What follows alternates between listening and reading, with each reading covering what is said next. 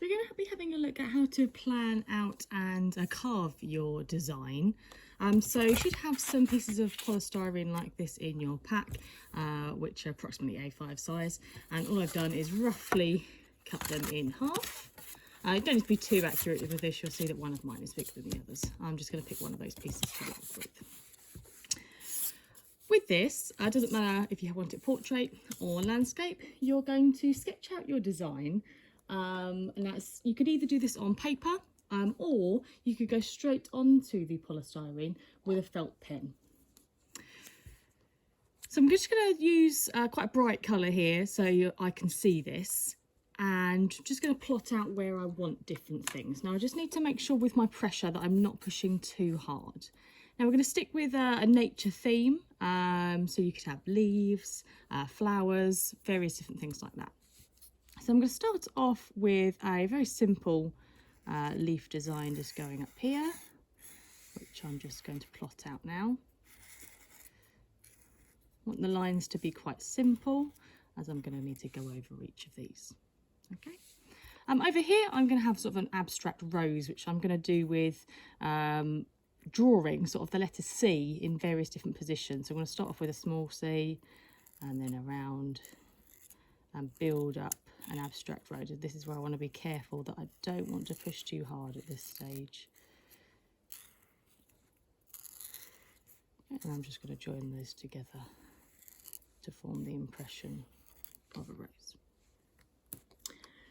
Add a few other things over here. So I'm going to have another leaf just coming from here.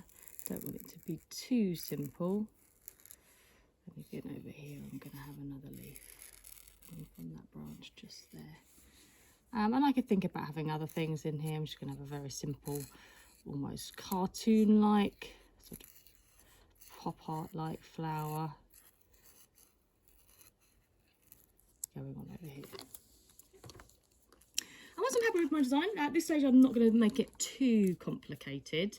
I now need to get a pencil. Now you need to make sure that it's blunt. Doesn't matter whether it's a coloured pencil, a standard pencil like this one, but it does need to be slightly blunt. You don't want it so blunt that obviously the sharp edges show up, but you also don't want it freshly sharpened. So this one's just about right. What you're then going to do over each of the lines that you've drawn is build up pressure. Okay, now what you want to do is push over those lines, but you don't want to push so much that you can see it on the other side. So it's better to do this lightly first and then build it up.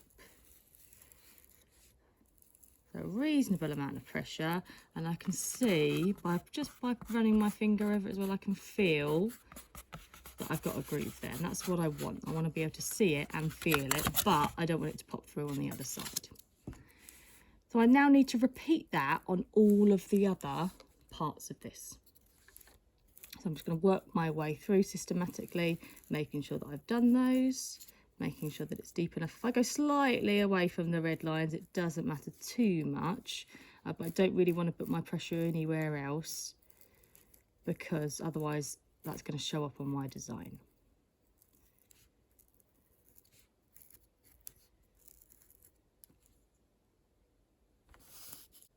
So now I think I'm done with the sort of carving stage. So now I just want to check over.